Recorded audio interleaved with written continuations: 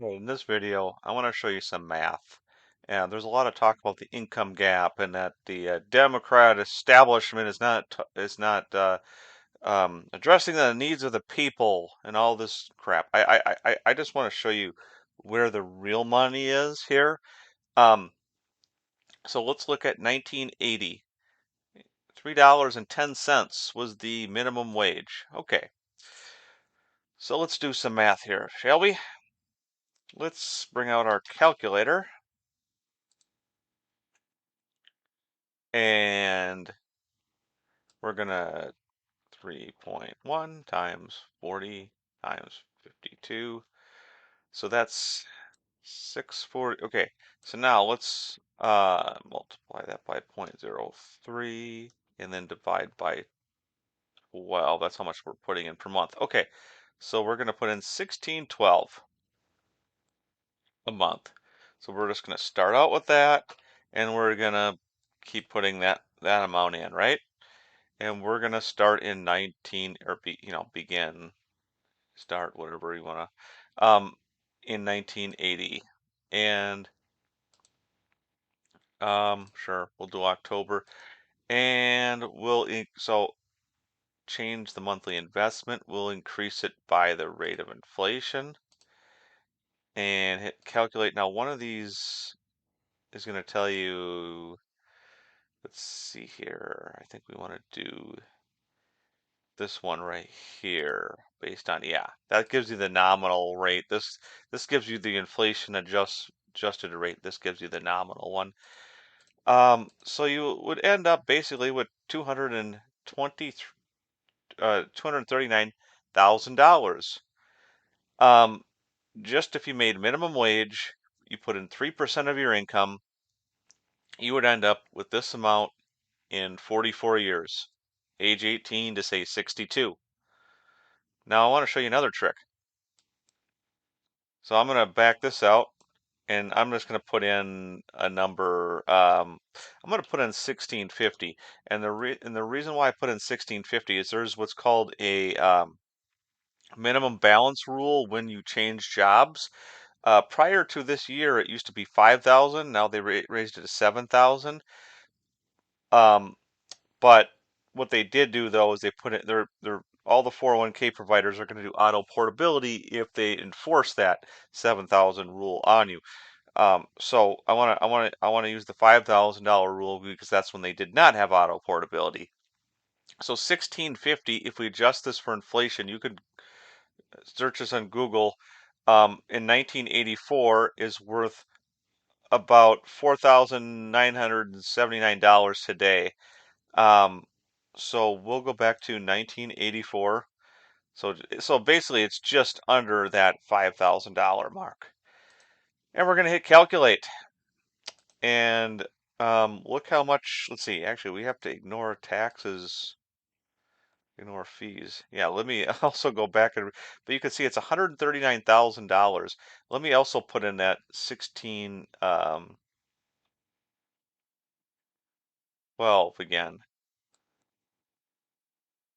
So let's just say if you were following the S&P 500, not paying dividend taxes, that's what this is, not paying the management fees or very little management fees.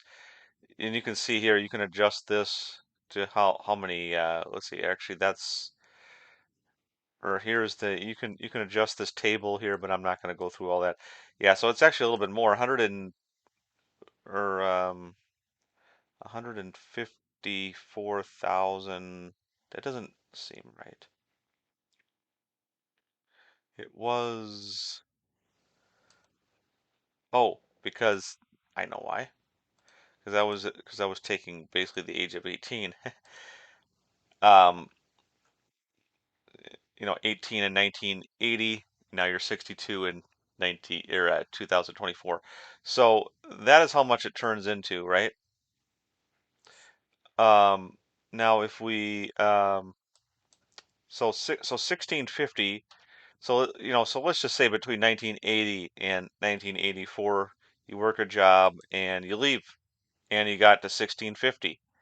Well, that's 1650, and that could be from market growth. That could be what you put in, whatever, matching as well. Okay, you're throwing away. Oops, I got this zero in here.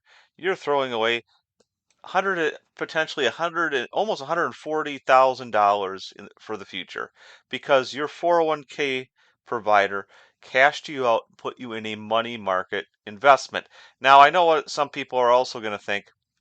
Well, it also matters, the timing, right? Okay, I want to show you a little trick here. 1979 to 2009. Let's just see what this ends up as. And I also want to change the dates to March. It does make a little bit of a difference. Yeah, yeah, it does matter where you land. You can see that's over 11%. And now you can see it's 10% when I go to March at the very bottom. But look at the rate of return. It's still 10% APY, even though the 1 year return is clearly negative. It was clearly terrible. Let's look at the 1 year return on that. You would have lost a lot of money. Want to see another example? Let's go to 2002, and I'm going to change the month to December because that is when it bottomed in that year. Now let's take 2001, and I'll hit calculate. And we can see again you would have lost money. Now let's go back 30 years from that date. So that would be 1972. We'll hit calculate, and we get a 10% APY, again over 10%. Let's check out another date in history. Let's go back to 1974. And let's go back 1 year. So this is also going to be December. You can see you would have lost money again that year, just in a 1 year time frame. Let's go back to 1944, shall we? Hit calculate. Getting the idea? The problem is there's two things that were missing in the 401k system. One was automatic enrollment, which Joe Biden signed in 2022 at the end in the budget, end of the year in the budget, to automatically enroll all new hires of the company to the 401k plan or 403b plan if they choose one. He did not mandate the employers to offer one. He just said that if you do have one, you have to auto enroll your new hires unless they opt out. The other thing that they did was they didn't mandate the portability thing for balances under 7,000, but what they did is they basically said, yeah, you can go ahead and do it. They basically uh, whatever you call it, whitelisted it, I guess would be the non-legal term. They whitelisted portability. Um, I personally would just like to leave the investments there, but I guess that's a good compromise because before money was just being kicked out into a money market investment, or they would just mail you a check if you were under 1,000. And what I heard is before the Bush tax cuts, if you look up Safe Harbor IRA, the Bush tax cuts is what put the Safe Harbor IRA in, where they can throw you into that money market investment. And I think before that, rather than having the two-tiered balances, where they had the 1,000 where they'd send you a check, and then the 5,000 were, or above 1,000 but less than 5,000, they would send you into that money market investment. That was done by the Bush tax cuts, so actually that was also a bad idea. But but it's like going from slavery to segregation to now freedom, freeing this.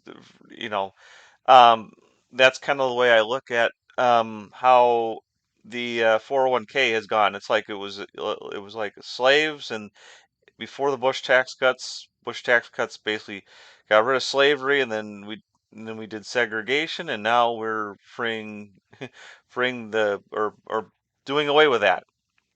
Um, so um, so I guess when you hear Bernie Sanders and you hear Donald Trump and they talk about if we do this, where our country's going to go to hell. You know why our country's going to hell? Because we're not matching these numbers over a long period of time. That's why we're feeling this pain. Okay, and what I would suggest to all of you guys out there is is we need to pass the policies because the Secure Act 2.0 was passed to fix all these problems. it's going to take a while to actually for us to start feeling these gains, even if the stock market does well under the Trump administration or in future presidents after Trump. It's not going to be fully felt for at least probably a couple of decades, at least a decade and a half, probably 20 years. So what I would suggest to everybody is stop thinking that this doesn't matter. We need to get whatever we can out of Washington D.C., wherever their stopping point is. Go down to your state level, go down to your local level. Let's try to check every box that we can to make people's lives better until people start realizing these returns in their retirement. And there's one other thing I want to mention too. It's not just the auto enrollment and auto portability. That was done with the legislation. There's also, if you Google this as well, there's also like Paylocity, for example. A lot of small businesses use Paylocity to do their payroll now, for employees to check their schedule, for W-2. When I left one of my jobs, I left AMF Bowling Centers back in 2012, and we would check our schedule in the break room on a sheet of paper. We had direct deposit, and then I went to work at a local mom and pop sports bar as a bar back, as I was a bar back at Maple Lanes as well.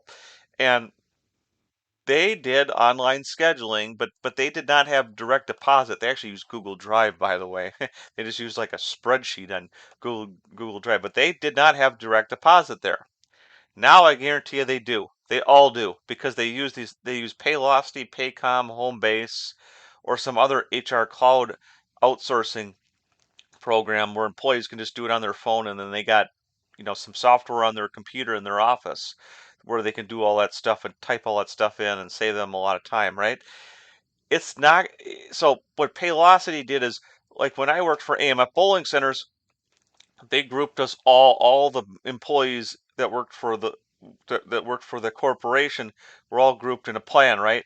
What they're doing is, rather than grouping them by individual in these small companies, they're grouping them by company instead of by individual.